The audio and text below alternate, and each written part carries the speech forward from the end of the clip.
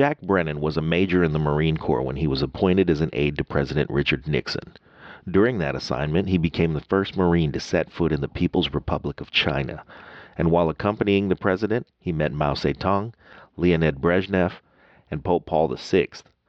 During his service, he rose to the rank of colonel. After Nixon resigned, he made repeated requests to Colonel Brennan to become his chief of staff. And eventually, Brennan retired from the Marines to take the position. He managed the staff, the budgets, and was Nixon's liaison to members of Congress. He was also pivotal in the famous Frost-Nixon interviews, having influenced Nixon to open up and express his regrets. He's a great American patriot with a unique path of service, and we're proud to have him as our special guest today, ladies and gentlemen, Jack Brennan. Lions Rock Productions. This is Jay Mohr. This is Greg Cruz. This is Bryce Vine. This is Dexter from The Offspring. This is Nathan This East. is Sebastian Younger. This is Daryl. This is Stuart Copeland. This is Mick Gillette. This is Andy Summers. This is Dr. Bob Greenberg. This is Gabby Reese. This is Rob Bell. Hey, this is Jon Leon Guerrero. Hey, and this is Pete A. Turner. This is Jack Brennan. I'm a Marine. I have two sons, both of whom are Marines. Delighted to be here with Marines and soldier. Yeah. Delighted to be on the Break It Down show. And now, the Break It Down show with Jon Leon Guerrero and Pete A. Turner. Yeah, this is perfect. I'm sitting here at the Nixon Library, something I've been working on for a long time, and Scott has managed to pull this off. So, Scott, you guys are the Marines. I'm going to kind of shut up and let you talk about Jack. No, I will take like a small amount of credit because I think Jack is one of the coolest guests like I've landed. I think you have an amazing lineup, but Colonel Jack Brennan, United States Marine Corps. But I won't take full credit because Chris Nordyke, again, at Nixon Library, that guy makes stuff happen. And if it wasn't for Chris, he's so gracious. And he says, oh, you definitely have to meet Jack. And he's down in Palm Springs area. So that's how we became pen pals. And now we're sitting here today on President Nixon's birthday. But Colonel Jack Brennan, again, Marine, became the aide to President Richard Milhouse Nixon, and then chief of staff post-presidency. So, Jack, welcome to the show. It's great to have you here on the show. So let me start off with this, because we're Marines. We'll talk a little bit about backstory. So you're a second lieutenant, the basic school, like every officer. You come in, and every lieutenant, all they want to do is just stand in front of the platoon, right? That's your whole thing. You want to take command. And you've gone through all this rigorous training, and no second lieutenant, there is absolutely no second lieutenant in Quantico or wherever we're trained that says, man, I cannot wait to land the best staff job possible ever. And I want to be the aide to the president someday. No lieutenant says that. And in reality, that's kind of like, for listeners, like maybe the Medal of Honor of staff jobs, I think, if you get that, because there's probably fewer people that had that job or even selected for it that have actually won the Medal of Honor. That didn't happen right away. Obviously, you went to Vietnam as an artillery officer and were wounded. You got a Purple Heart. So you did get everything that young lieutenants dream of in most cases. But, that's not what most people would consider a dream job, one, going to Vietnam or being an aide to the president. But how did that happen for you? How did you go from platoon commander to aide? And a little bit of the backstory. Well, there had never been a Marine aide to a president when I was growing up. So I was the first one selected to have that title. Not to say there were never Marines in the White House before. In 1898, the naval aide to the president was a Marine. Jimmy Roosevelt, whom I later became well acquainted with, Jimmy Roosevelt served in the White House with his father after he was executive officer of the Raider Battalion. And President Johnson had all flag officers as his aides. And some of the jobs were too menial for them, I guess, because the naval aide said he needed a Marine assistant to handle the helicopters. So a gentleman named Haywood Smith was selected. And of course, that was under President Johnson. President Johnson said, I want a Southern boy, and I want and a pilot. So Haywood became assistant to the naval aide for the helicopters. He later President Johnson got tired of all the admirals and generals. He said that they were lobbying him every minute. The guys who, I think the Navy should get this, I think the Air Force should get this. So he fired all of them, typical of President Johnson. And he said, I want that young fella, that young Marine, to be head of the military office. And for the last 6 months of President Johnson's tenure, Haywood Smith was what they call Armed Forces Aide to the President, which became a great help to me. So to get more specific as to how it happened to me, you've been through this sort of thing. Everyone has in their lives, but I was at what we then called amphibious warfare school. We then called junior school. It's a amphibious warfare school, which is, our class was almost everyone had been wounded or seen combat, and they were hiding us away from the public. They were afraid that if we heard a tire blow out, we'd launch an attack. So they said, let's just put them all in school. And when we got our orders, mine were the best in the class. My orders were Assistant Naval Attaché, Madrid, Spain. And I was the envy of everyone because Marines rarely get to take their families overseas. So my wife and I started going very early in the morning. We got this Marine gunnery sergeant, Hispanic, teaching us Spanish early in the morning. And we're all charged up to take the kids and go to Madrid. And about a month after I had the orders, President Johnson said, we're spending too much damn money overseas, so we're going to cancel these frivolous jobs. So my job got canceled. So I had nowhere to go. So they left me at the amphibious warfare school, and I became assistant to the assistant to the assistant pencil counter. In other words, there were no jobs for me. After a little while, they had me teach a class and all this stuff. And my poor monitor being the man who makes your assignments, was trying to figure out what the hell to do with me. And with a bunch of pals, students in the school, at lunch one day in downtown Quantico, and one of the guys said, President Nixon got elected and he wants a Marine aide. There's never been a Marine aide to the president. He wants one. Well, so that's nice. And the guy looked at me and said, you're one of the ones nominated. And you were a captain at the time, right? I was a major. A major, okay. Just made major. Just promoted to major. Yeah, just made major. I said, what are you talking about? So I called my monitor. He said, I'm not supposed to tell you any of this. So just don't even think about it. As it turned out, with the Marine Corps, I didn't know how to do this, and they had never picked a Marine aide before.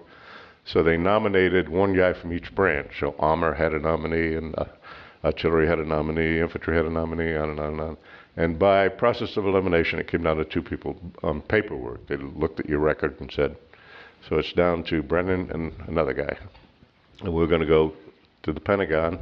We're going to be interviewed by the man who is going to be military assistant to the president, who was at that time a colonel, later three-star general, named Don Hughes. Don Hughes had been kind of the number two man military guy when President Nixon was vice president. In any event, he was the one selected. We're going to be interviewed by him and others from the Pentagon, at the Pentagon. So we're sitting outside this room where we're going to be interviewed, and this Army general came out and he said, you're going to be responsible for helicopters, so we'd like a pilot. And one of you two is a pilot. And the other guy raised his hand. He said, there's an awful lot of travel involved, so we'd like to have a bachelor. And one of you is a bachelor. And the other guy raised his hand. So you come in. And I said, I got this far. I've got to be unemployed again. This is like a warped episode of the dating game going on. So, oh my gracious, I'm going to be back counting pencils. Here we go. So then I did the perfunctory, I thought, interview. And the next day I got a call and I said, when we interviewed you, we heard bands playing it, the other guy. So that's how I got the job. And I mentioned Wait, hold on. I want to, why? Like, what about what you did? Like, I went into an NCO, I went into a soldier of the quarter board, and they're like, recite the NCO creed. The Army's got a creed that you got to know. I said it, and I, my brain locked up, and I lost one line. And I, just like, well, that just is what it is. I'm just going to move forward. So I knew 90% of it, but I missed that line. The key is I came back around. They're like, anything else you want to add before I'm about to walk out the door? And I'm like, by the way, the line that I missed was, and they're like, that was incredible. And it nailed it down. So I had my moment where I was able to stand out amongst my peers. Because it's one thing to lock up. Everybody does that. But it's the other thing. So what was your other thing, do you think, when they heard the bands play? Like, what was that? I have no idea.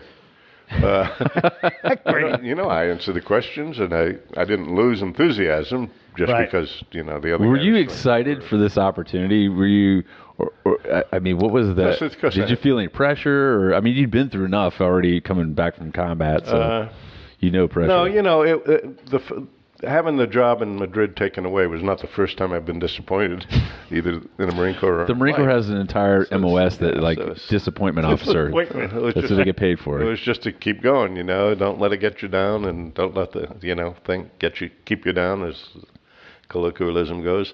So it was just another step. I was when I heard that I was selected, I was excited to work in the White House. So as the aide for people listening to this episode, what does the aide do? Yeah. I mean, the term itself, Marines can do anything, any mission. You challenge them, they rise to it. And to be the aide to the president, especially during that time period, post Vietnam, this whole drawdown, there's a lot going on in the country. Yeah. Well, let me give you overall of the military office, and the head of the military office is just called military assistant to the president. The top level jobs you can have is assistant to the president for national security, assistant to the president for domestic, assistant to the president for military. So the military assistant, which means we took care of everything except policy and strategy, which went to the National Security Council. And no one really knew this, but we had over 2,000 military guys directly reporting to our office in the White House. So that includes the Air Force One and the backup planes, the Marine One and the backup helicopters, Camp David. There was a presidential yacht, the Sequoia, all of the cars, not the Secret Service cars, but staff cars, driven by Army people. The biggest part of the military office is, what's it called, the radio and people and technicians, called White House Communications Agency, huge. Mm-hmm. So you hear about these wonderful operators who you call the White House and they can find anyone, and that's nice, but there are a few of those. Every time you travel, plus while you're in the White House military, the White House military office supervises White House Communications Agencies. They refer to in the colloquial as Walker. They were all Army. Everything there was, as I say, there were no Marines. That's no longer true. I went to work on that, so we had Marines in White House Communications Agency, and then we got the Marines on the front door of the White House. But you think that you were the first Marine in there, and all of those agencies that had all this interoperability that were really vital to the success of that office and the military office, I think, I don't know, sometimes it takes someone, I'm sure you've heard it before, but you were really probably the catalyst that made that more joint at the White House, bringing all the services in, you being the first Marine there. That's historic. That I don't think most people realize is a lot of people, especially in the military, they kind of have this pissing match, like, no, we do this, and Big Army this, and the Marine Corps gets this piece, but you brought them all in and bring them together. That's a big job. And it was a little bit, awkward. For example, the pilot of Air Force One had a huge ego. And he was an Air Force colonel, and I was a Marine major. Are there pilots that don't have egos? I'm not sure about that. Yeah. This guy was, anyway. He was anyway. So he had to take orders from me, and he didn't like that at all. But you just let it. Same thing. The head of the White House Communications Agency was an Army general, and I had to say, General, I don't want this. Do this. Do this. And most of them were great about it. They knew that who I had to report to. The significant thing when people say how the aide is always there with the president is because we carry the nuclear codes also. So when you see a military guy, and you don't much anymore, the job's changed a lot. Amazingly, they say now if a military aide's seen in a photo with the president, he has to buy a case of beer. That was stay out of that. That was not true in our case. We're very involved. And the aide on duty that day, and there were 3 aides, by the way. First, an Air Force guy was in charge of the office. The second guy, when General Hughes left, he made general soon thereafter, came General Scowcroft. And General Scowcroft was taken away and went to National Security Council. In any event, so we had an Army aide, Navy aide, Marine aide, and we split every third day, you're the man, and no matter what the president did. And very, very often, If the president were going on a trip, an aide had to go in advance and make the arrangements. And the way, I don't want to veer off course too much. So first you're supervising the 2,000 or so people who are directly assisting the president in all military matters other than policy and strategy.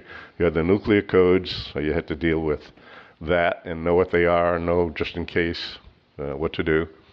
And you also had of that part of the advanced team that was military, which is a huge part.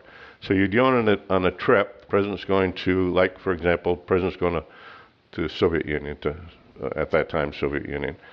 So in that time I was the guy who went ahead for the military. And I would go with a team, and the team consisted of one guy whose job was making arrangements for trips. He's head of the advance office. And with him, he would have someone from the press office. What do we do with the press, and how do we set up the photos, et cetera, et cetera. The military aide who would stay, work out all the details, everything from making sure the fuel that Air Force One is going to get is okay and that it stays secured. So you have to guard it, what planes we need, how are we going to transport. We did all the logistics, of course, so how are we going to transport the president's car? How are we going to transport all the communications equipment? So you make all that arrangement and all the ceremonies. That's obviously a military office job. So the military aide would go ahead, stay with the team, and then just before it was time, say 2 days ahead, he'd fly back. Everyone else would stay there. But he'd fly back and then come with the president. So anyone could call him and say, remember when we're going to do this at the ceremony, we're going to change, and the guy the aide who was there at the advance would recognize it. Now he's with the president, and he knows exactly what's supposed to happen. So you say, Mr. President, this is so-and-so, and do all the briefings and stay with him. And so you're busy. I mean, you're gone. In 1972, an election year, of course, I think I was home 73 nights, and the rest of the time either traveling to make arrangements or being with the president. And also, anytime Mrs. Nixon left the country, I was her escort. So there were trips, when she left the country alone, excuse me. So in 1972, for example, we went to Africa, we went to South America. So you're on every third day on duty, daily interaction with the president. I mean, how close is that? Are you, I mean, in OPS, you're carrying the nuclear codes, and what do they call it, the football? Football. And don't fumble it. Did you guys call it the football back then, or has that? No, we call it the football. And I'll tell you a story. I lost the football. Attaboy. And I fumbled. That's my Jack right there. So someone said, when did you tell people? I said, after the statute of limitations ran out. I lost it momentarily, but it was scary. Yeah. We'll get to that story. I misplaced my rifle once as lieutenant. I thought that was bad. I actually wrote about it. Right. This guy misplaced the entire nuclear arsenal of the country. There I was. I walked out of the Lubies after my breakfast. All right, here's your save, Jack. Go for it. All right, I'm going to tell you the story. All right, losing. I said, we were in Cincinnati for the All-Star game, a very famous All-Star game when went into 10 innings, and Ray Fosse got creamed by Pete Rose. In a fucking practice game. Very good memory. Pete Rose, knocked over Ray Fosse, who was the catcher for the American League team. In any event, it was an exciting game, on and on. But I had asked for leave. I hadn't seen. This is when my family was up in New England. And he's never home anyway, so it's different. So I said, yeah, sure. So I asked the naval aide. I said, you come up on the backup plane, and I'll give you the football, and you take the president back to Washington, and I'll spend the night. Then I'm going to fly to Boston, which is where the next day. It's all set. So everything's done. We're ready to go, and I'm waiting for the word to get in the motorcade. We're ready to go, and so I remember someone came and said, "President wants to see you." So I said, "Shit, I got the football here." So I put the football under the bed. Went and saw the president. He started trying. He says, "Well, okay, let's go out to the motorcade." So he and I walk out to the motorcade. Football's still under the bed. Oops. So we start driving out, and I said, "OMG!" But I didn't say OMG. So I radioed back to the White House Communications Agency, who were there cleaning up, and I said, "Get the manager of the hotel, go to my room, go under the bed, and get a police escort and bring that." And I didn't say that nicely. I said, if the manager balks at all, kick the goddamn door down. They just said, yes, sir. So we get to the airport, and the president's ready to get on the plane, and I don't have the football. And the naval aide who was there to meet me, who later became four-star admiral, by the way, said, he's looking. What? There's something unusual here. What's wrong with this picture? Yes, I said, what am I going to do? So I said, oh, Mr. President, there's a couple here going to get married. I think you should congratulate them. They'll be very nice. So he looked at me and said, okay, he went over and talked to the people. I said, oh, and that little kid just tried to delay. Sure enough, the White House Communications Agency guys crashed into my room. Now, the manager opened the door for them. They got the football, got a police escort. Like nothing happened. So when the football shows up, though, and there's like, Ricky the cop, he's like, I've got your suitcase, sir. Well, that's about what happened, except the White House Communications Agency, all of whom are military guys. And I did say, so it was a lot easier than dealing with. So the 73 days at home traveling, and you met, God, you're traveling all over, like Russia, you're meeting Brezhnev, Mao, all these places. Yeah.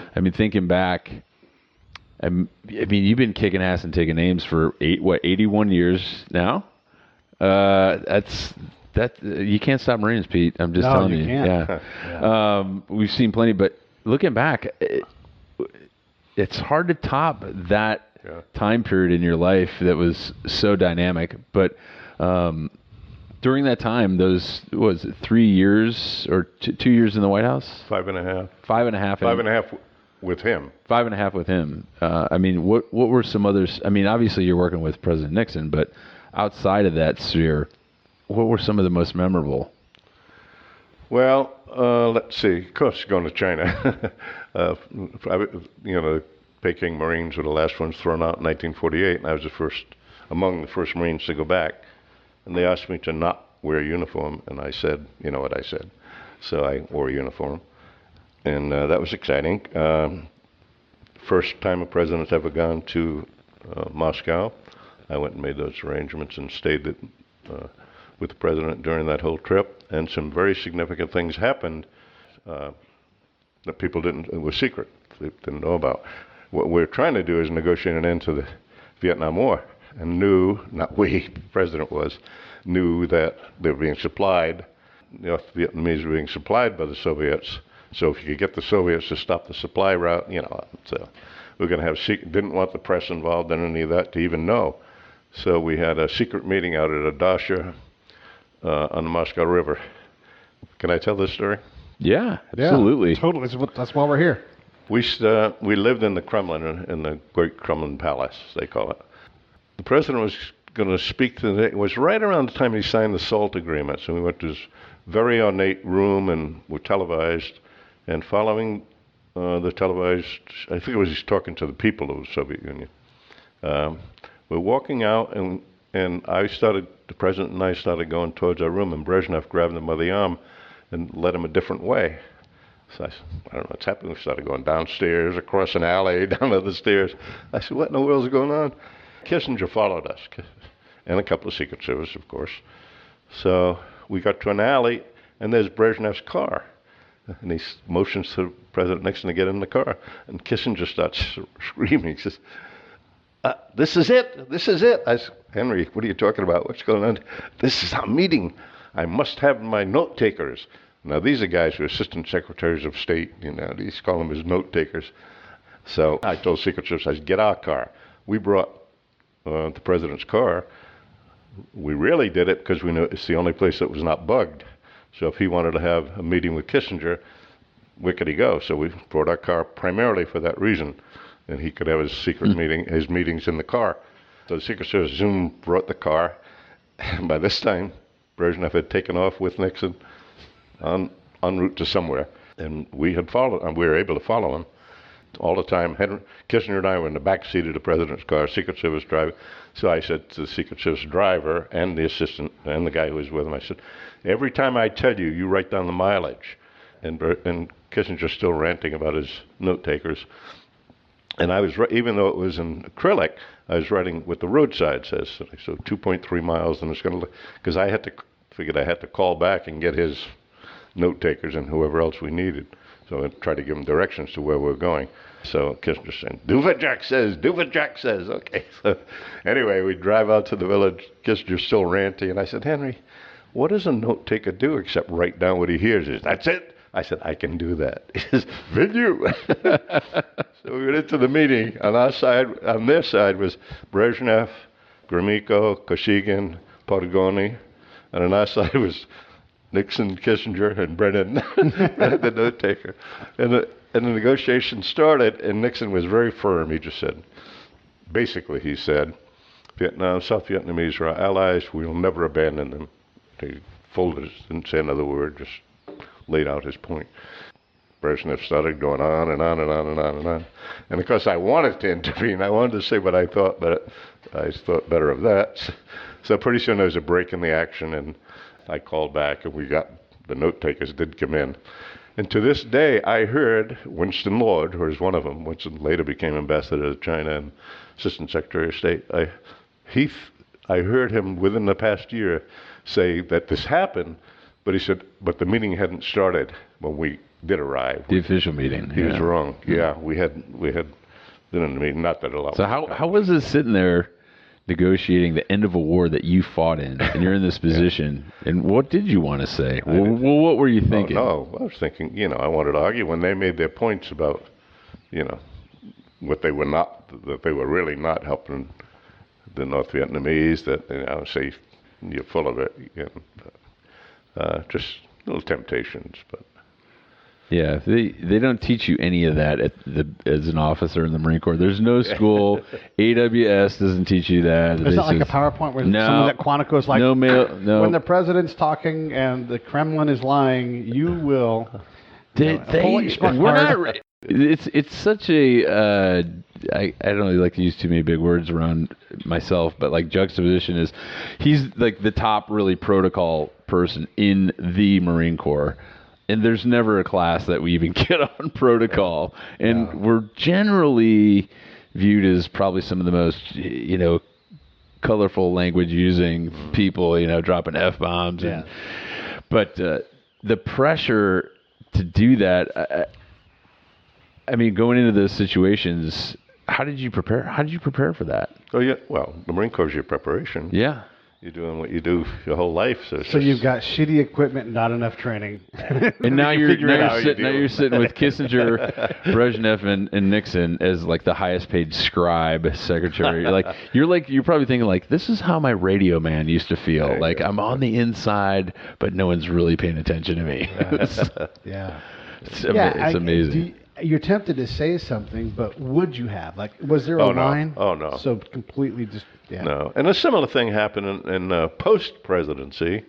People don't even recognize the name of Hua Kui-fong, who was the second leader after Mao Zedong. He succeeded Mao Zedong. Mm-hmm. It wasn't, going blank, but the guy who really made the difference was the guy after Hua Kui-fong.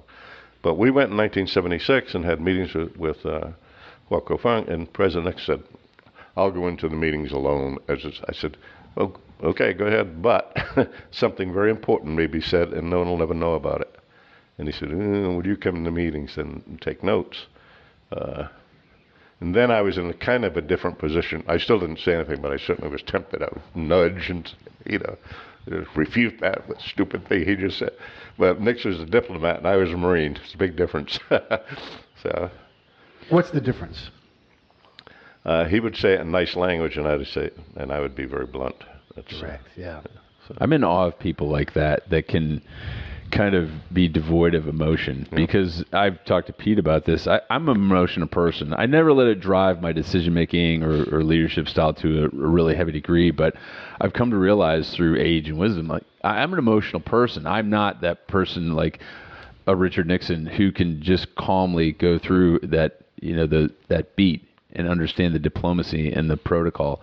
I'm not like that. I mean, were you kind of his balance? Is that how? No, don't put me on the same level with him. Well, no. But I'd say more of an opposite to balance him. For the levity. He's a super cerebral guy, and you're this Marine who's obviously I mean, according to most some sources, like you were kind of 180 out. You know, very colorful, sense of humor, brought some levity to situations. I think that was probably pretty vital to that balance. In contrast to the character that you're portrayed in Frost Nixon, which we don't need to talk about it, but Kevin Bacon, who played your character, was a very serious, stern, like Marine, kind of a belt-fed dude. You're like, yeah, oh, Jack Brennan must have been real badass. But most people, I mean, just sitting here today with Jack, you're like, nah, it's not like it was in the movie.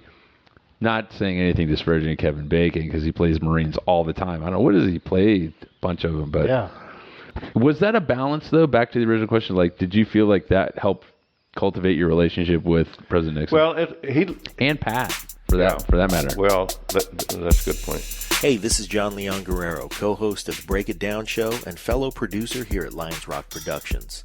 And I'm proud to announce our newest show. It's called Justice. Season 1 is going to be a deep dive into some of the cases I personally worked on as a licensed private investigator, and you'll get a unique view into the criminal justice system that may just challenge some of your personal notions about how it should work and open your eyes in ways you never imagined.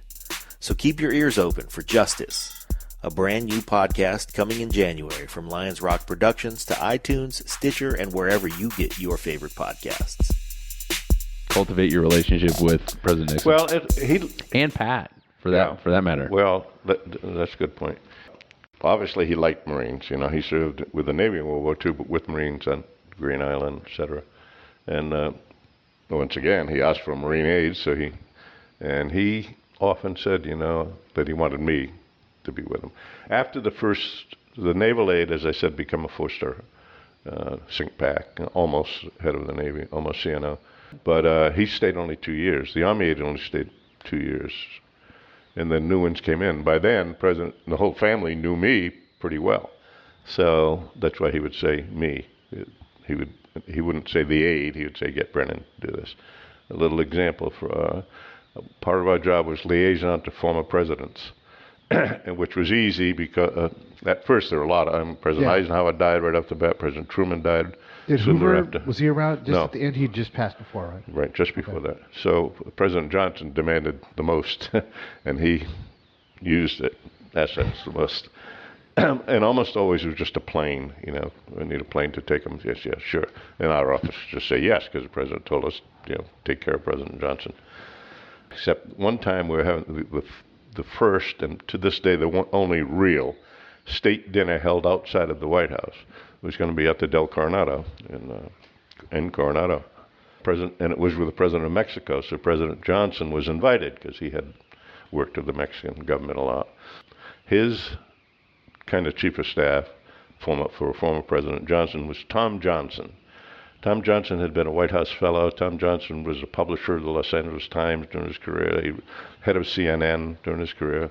Solid guy. But Tom Johnson called a military office and said, President Johnson wants a plane. He's going to go, been invited and accepted the invitation to the state dinner for President Diaz Ordaz, I think it was. San Diego said, fine, okay. And we'd give him a Jetstar. And a Jetstar is just as fast as a 707, but it had only 13 passengers. We still had a little kitchen, you know, in the bathroom. And it was great, comfortable. I said, fine, what's the guy? He said, he wants the backup Air Force One. I said, Tom, Jesus, you know we can't do that. What if something happens to Air Force One? He said, he told me to ask for that. That's my role. So we say, well, we can't say yes to that. So he sent a memo to the president. And this is typical the way he dealt with me. And you don't go have a chat with him. Just say memorandum to the president and leave a box for him to check yes, no, or see me. Well, the note came back and said, not only yes, but send Brennan with it and make sure everything goes okay. So that was quite a trip. You had said he handled things more diplomatically, and I know, like when I sitting with you, I often forget that I'm actually running a show, you know, because I get lost in the moment, and I'm like, wow, look, this is an incredible story. But surely you must have similar things where you're like, oh, that's right, I'm actually working right now, but you're just watching Richard Nixon do Richard Nixon stuff. Do you have any examples of times where just I don't want to say his brilliance, but, you know, his mastery of statecraft or, you know, whatever it was, where you're just like, oh, that's right, I'm actually sitting in a room working? Well, just when I said sitting in the meetings in China, for example, second trip to China, I was not involved in I went to China on the first trip, but I was not involved in any meetings. Second time, just he and I and Mrs. Nixon. So, yes, and that time I was saying, well, I want to, oh, shut up, you know. He's handling it beautifully, Right. and he really doesn't, no one needs you. Yeah. You just sit here and take notes as to what's going on. So, Did Pat? Did she rely on you too to kind of cage him in sometimes? Yeah. Because I have this. No, no, never any, not to deal with him, no. When I traveled with Mrs. Nixon, she always thought she didn't need anyone. And she didn't want a military guy with her. The president said, you will. We're just sending him, period. And you may need him, you may not, but you may. Because of what happened in Caracas, you know. And when he was vice president. But she and I got along very well. And there was a team of people that had to go. She didn't realize, but you have to have communications guys. She had to have Secret Service. She had to have, so on up, you got quite a little group. And mostly I was, not intentionally, but I was her bad guy. You know, she was so sweet and nice, and I would go to someone who's trying to take advantage of her and be the hammer and say, no, you're not going to do that. Our ambassador, we went to Chile, and we went to Brazil, and in Chile, our ambassador, that's when they had the incredible, in Peru, they had the terrible earthquakes, and we brought plane loads down the supplies for the devastated area, and there was a lot of money was sent from Americans to help with them, and it went via the ambassador, and the ambassador wanted it. He's the one who's going to get. He told her, "I will give this check to the president of Chile, of Peru," and so she just smiled, and I said, "Now, Peggy's, you will." The first lady's doing that, so that was. Looking back at how complex it was and coordinating all that, I don't think people can really grasp all the different agencies like Secret Service and White House Communications Office and protocol. And it is like being a cat herder, like in a sense. Like you get so many people moving and wanting to go in different directions on their own program. And you look back at how you manage that, and then you get asked to stay on essentially as chief of staff post presidency. Take us through a little bit about that, because you've got like over 15 years in the Marine Corps now, and then so you really bypassed a retirement from the Marine Corps to go work for President Nixon. That when you got 15, 16 years in an organization, you got 4 years till you can cash in a retirement check. Like that's a decision point that most won't make. How did you make that decision? I understand. Yeah, actually, I had almost 17 when I had to make the decision. Wow. But first, when he resigned, I didn't know that was coming. I mean, military officers are not really involved in the Watergate part. I mean, and so my family, my wife had enough of me being gone. So she said, I'm taking the kids up to her mother's in Massachusetts. So I asked for leave. And I was at the airport, which is now the Reagan Airport. It was in Washington. And ready to catch a flight to go up to New England and take a few days with my family. And I got a call from the White House, said, Julie just called, said to tell you Daddy is going to resign tomorrow and he wants you to go with him. And I was at the airport. So I called my wife, and she was very upset. So I put down the phone, went back to the White House, got a van, went out to my house, got a trunk, put all my uniforms in the trunk. Let's go. I said, oh, wait a minute. Went back in, got a bottle of scotch, put that in the trunk. And went back to the White House, and then I was the aide on duty from then on that night, and then the next day, usually have a social aide introduce him. You know what they are. Anyway, I said, no, you guys get out of the way. So I stayed with him starting that morning. He went up, said goodbye to the household staff, and they were all in tears, and we came downstairs, and I took the microphone and introduced him into the room. And then walked out with him, and hearing everyone saying, take care of him, Jack, on and on. And I got on a helicopter with him and started a whole new life. But a former president can have a military guy for 6 months. That's the law. So at the end of 6 months, I was going back and I had Otis Marine Corps said, okay, we're going to send you to Naval War College. Once again, get you out of sight, I guess. Well, Naval War College is in Newport, Rhode Island, and I live 30 miles from there. So that was... You work for the president. You still can get orders of Spain. You could make that happen, huh? I couldn't make it happen, so... But did you make those orders happen? Like, did you talk to your assigner? So that was completely out of your control. Yeah. We'll go into it later, but I was having some issues with the Marine Corps, with Assistant Commandant, who was W. Anderson. In any event, so at the end of the 6 months, they said, you're going to Naval War College, and that starts in September, and it's now February, and we don't want to transfer you twice, so just get down to Camp Pendleton, right next door, and report to the commanding general. We're transferring you to Camp Pendleton. So I went to Camp Pendleton. The general called me in. He said, this is what I want you to do. If you finish this in 6 months, I'll be happy. Okay, and then you go to Naval War College. Well, 2 weeks later, I went and said, okay, sure, that's done. Now what? You know, in other words, I get very bored. Yeah. And every night after work at the Marine, 4 o'clock in the afternoon, you're off from the Marine Corps, I would go up to San Clemente and work there, Huesing. And all the time, former president then is saying, I want you to stay, be my chief of staff. And I'm saying, are you kidding? I'm almost 17 years, just the case you just made. So he's selling you. He's pitching you for this job. Yeah. And, do you do a Dick Nixon imitation? Yes, I'm not going to. I thought we had him. In any event. I want to hear this, but I do want to press pause. Were you guys friends? Like, did you have, like, a clique, like, where you're like, oh, yeah, we just get each other? He and I? Yeah. Well, he was not the kind of guy you go backpacking with. Mm-hmm. You know, very formal. It wasn't like you two guys are buddies, you know, and you say, right. Hey, let's go have a beer. You just didn't do that with him. I don't drink with Pete, by the way, just so everyone knows. Yeah. But did you guys have, like, a chemistry between you where, like, you did get each other? You don't got to go out and go hike and hold hands and stuff, but... We did, and we played golf together at least 3 times a week post-presidency. Mm-hmm. So, and we did, you know, he relied on me 100% to what I would, you know, he said, I told him that the Shah of, we're getting a little bit off, but your editor, so, yeah. As the Shah of Iran had been exiled, you know, he's down to Mexico. And I had become good friends with his ambassador to the United States, Ardashir Zahedi, who was also his former son-in-law, the Shah's former son-in-law.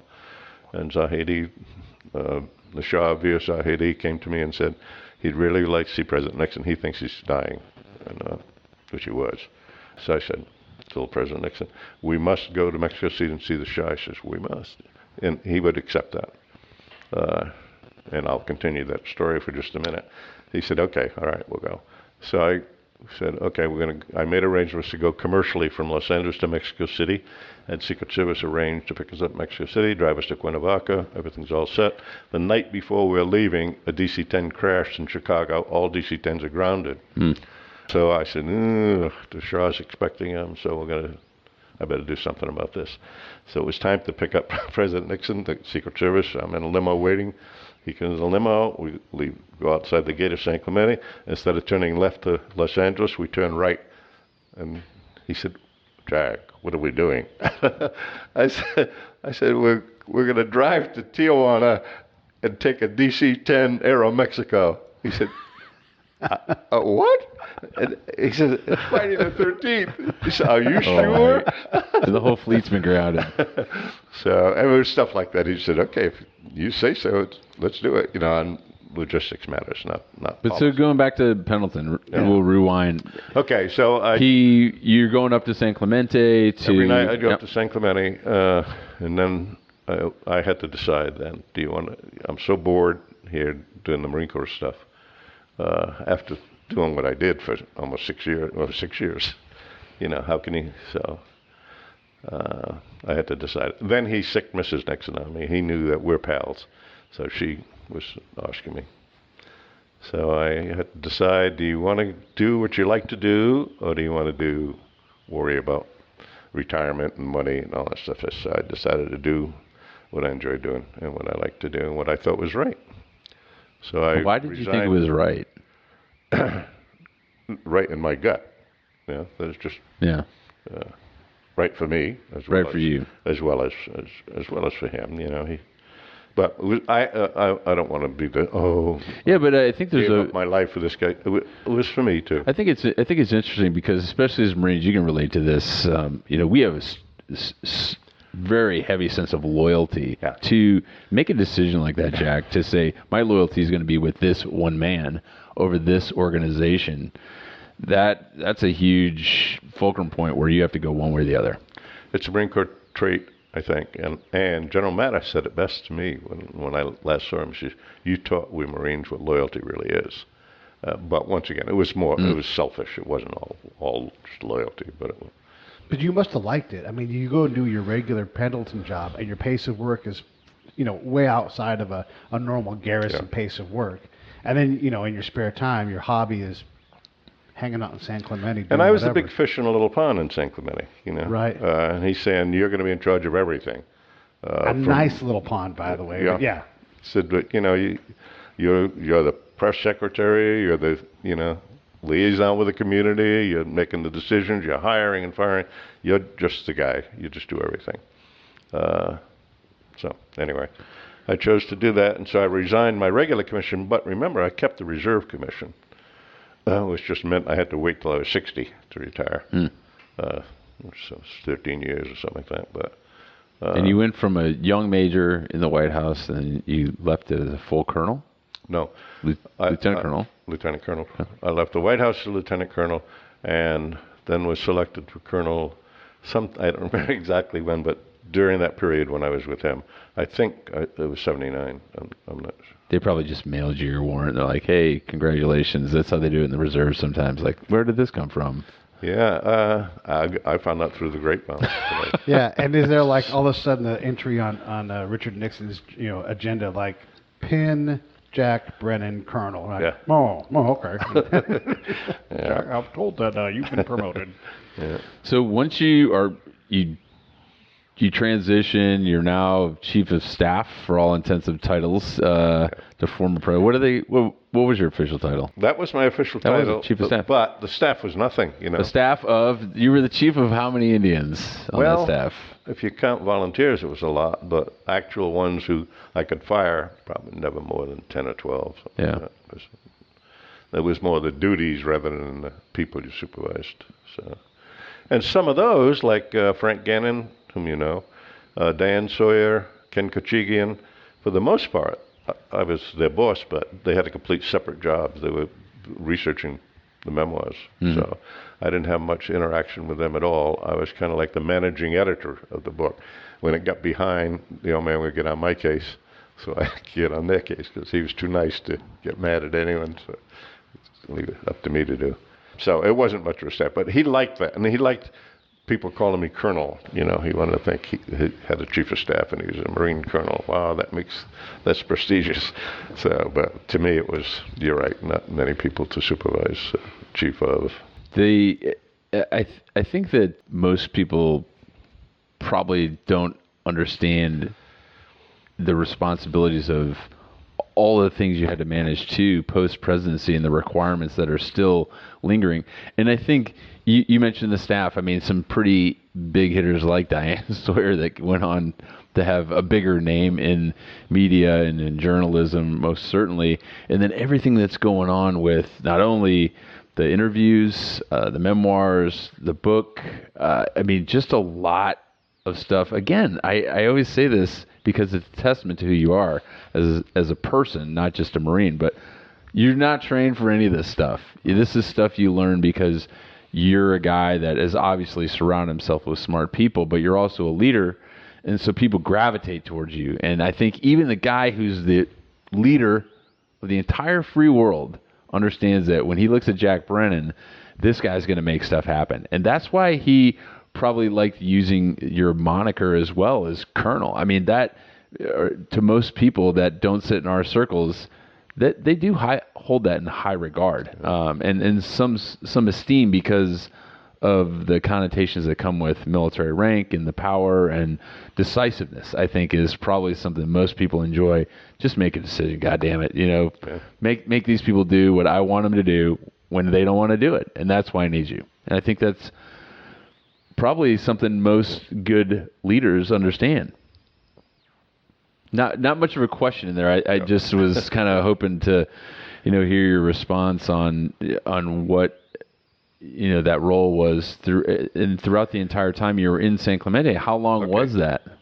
San Clemente, 6 years. 6 years. Yeah. And then I went back and served other presidents, as you may know, in the White House.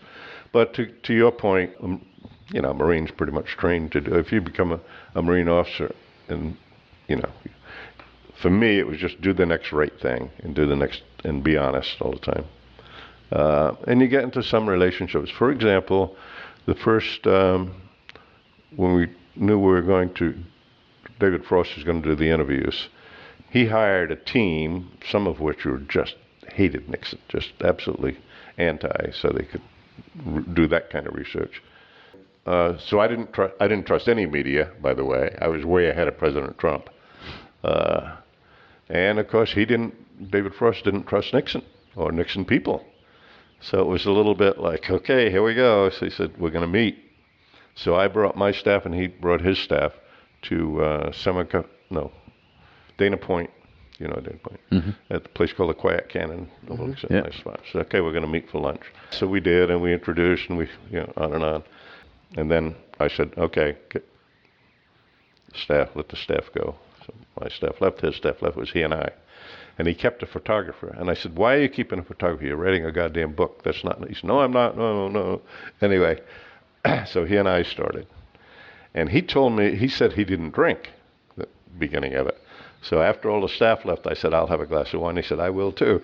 So we both started drinking wine. And his photographer got pictures of us pointing fingers. And we went at it for quite a while. At the end of it, I said, this guy is just trying to do a good job. And he had an evaluation of me that worked. And so when he left, he had this open top limo. And he gets in the back and he sticks his head out, goodbye, Jack. So the next day, and I saw her, I said, I thought you told me you didn't drink. He said, wine doesn't count. In any event, we just, he said, and in his book, he says, I realized Brennan's an honest guy. And I realized he was just trying to do a job. He wasn't trying to, throw knives. So that's stuff, and that's what had to happen.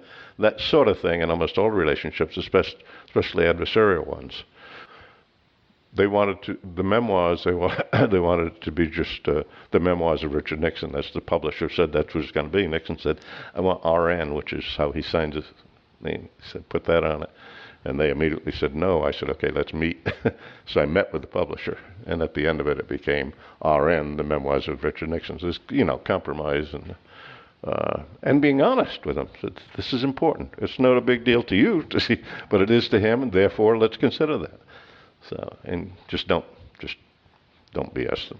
We're going to run out of time, so I just have one question, and I'd love to have you back whenever you're available, because there's obviously a zillion more things to talk about. But I'd love to get some perspective, because we're also goddamn precious in our own time and moment. Like, it's the most crazy time ever in the government. Yeah.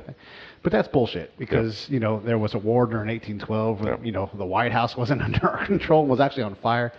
You've been through a very tumultuous time in terms of presidential history, and you've seen the press.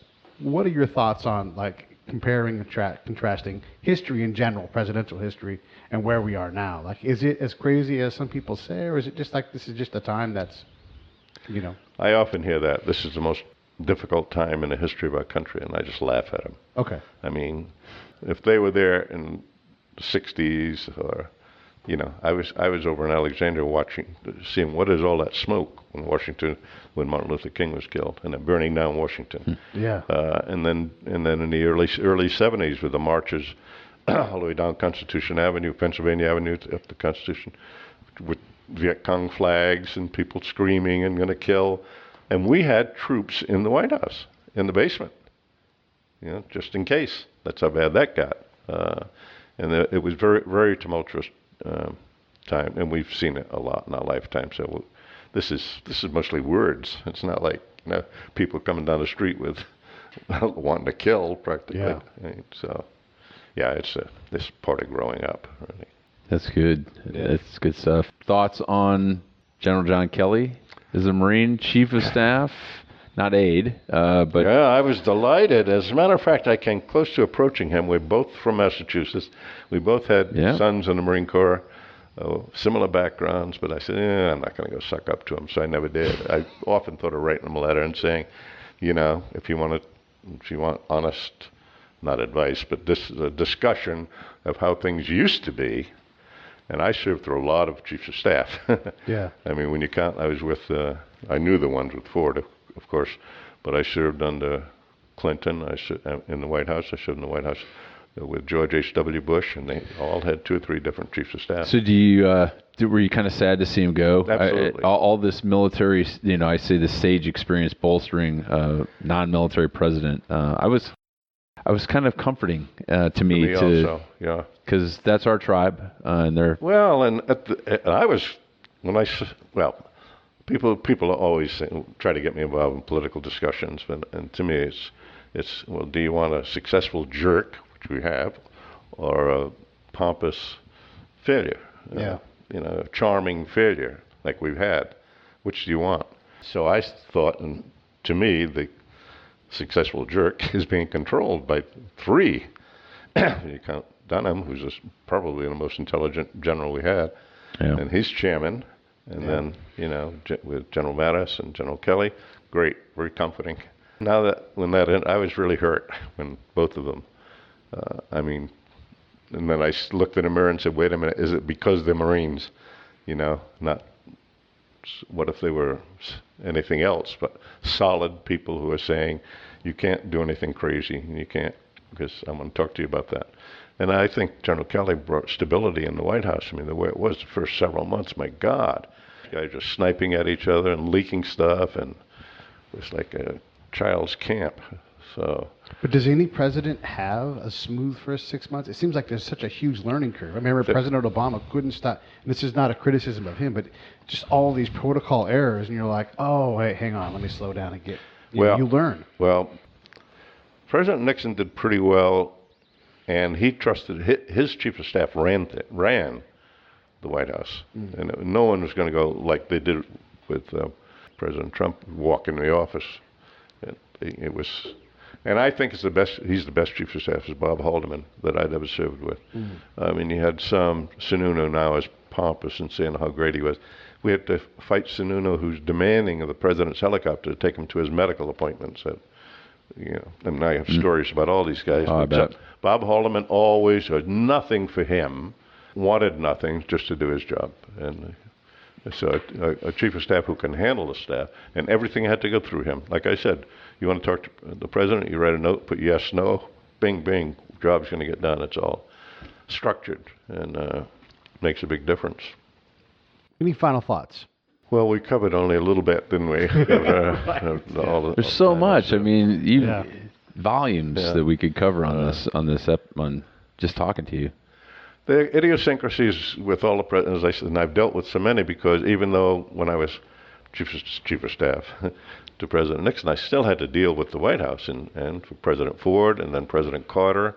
And the deals when President Ford's post-presidential chief of staff was a guy I hired, was an Army officer. And I taught at Fort Sill, and he was one of my students. Years later, when we were looking for an Army aide to the president, he was nominated. And I said, oh, it's going to look like nepotism. I say, no, I picked another guy. I didn't, but I influenced the choice of another guy. And the other guy screwed up big time, so I had to fire him overnight. And I just said, the number 2 would have been. So I brought this guy in to be, and so when President Ford was defeated, he went to President Ford. He said, I want to be your Jack Brennan. I'm going to go with you to California. So he was an ally. And then when things happened, like President Carter wanted to be a common man, he called the military office. He said, we need some, the military office then became headed by a civilian for the first time ever, which was Hugh Carter, President Carter's cousin. And Hugh Carter called the military office. I wasn't there. They called me. They said, President Carter wants to know how to make Air Force One more like a working man's plane. Tell him workmen don't have blanking planes. Get an RV. It was stuff like that all the time. And then he wanted to sell Camp David. He sold a Sequoia, the presidential yacht, which just kind of hurt. I mean, how much was accomplished on that yacht? Oh my gosh! Yeah. So that was sad, and it was all phony. The bag that he carried was empty.